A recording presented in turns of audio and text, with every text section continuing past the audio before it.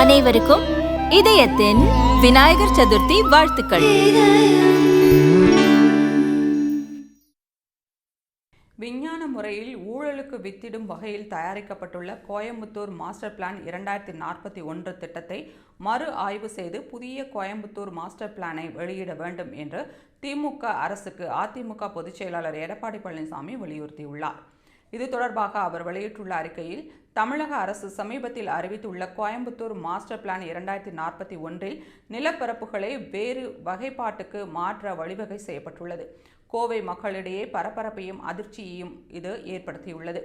நகர ஊரமைப்பு மற்றும் உள்ளூர் திட்டக்குழுமம் தயாரித்துள்ள கோவை மாவட்ட மாஸ்டர் பிளான் 2041 பல முறைகேடுகளுக்கு வழிவகுக்கும் வகையில் கோவை மாநகராட்சியுடன் 4 நகராட்சிகள், 21 பேரூராட்சிகள், 66 கிராம ஊராட்சிகள் உள்ளடக்கிய சுமார் 1531 சதுர கிலோமீட்டருக்கு புதிய கோயம்புத்தூர் மாஸ்டர் பிளான் வெளியிடப்பட்டுள்ளது.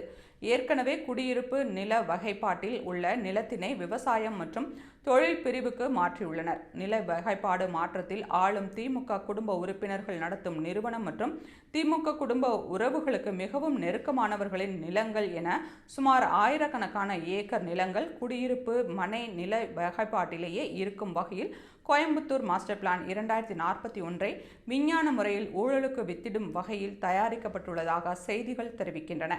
கோயம்புத்தூர் மாஸ்டர் பிளான் 2041 படி நிலை வகைப்பாடு மாற்றங்களால் சுமார் 50,000 ஏக்கர் நிலங்கள் பாதிக்கப்படுவதால் ஆயிரக்கணக்கான கோடி ரூபாய் முறைகேடு நடைபெற வாய்ப்புள்ளது என்று தெரிவித்துள்ளார். மேலும் இப்போது வெளியிட்டுள்ள கோயம்புத்தூர் மாஸ்டர் பிளான் 2041 திரும்ப பெற வேண்டும் என்றும் பொதுமக்களின் கருத்து கேட்பு கூட்டங்களை முறையாக நடத்தி அதன்படி திருத்தங்கள் செய்து புதிய கோயம்புத்தூர் மாஸ்டர் பிளான் 2041 வெளியிட வேண்டும் என்றும் எடப்பாடி பழனிசாமி வலியுறுத்தியுள்ளார்.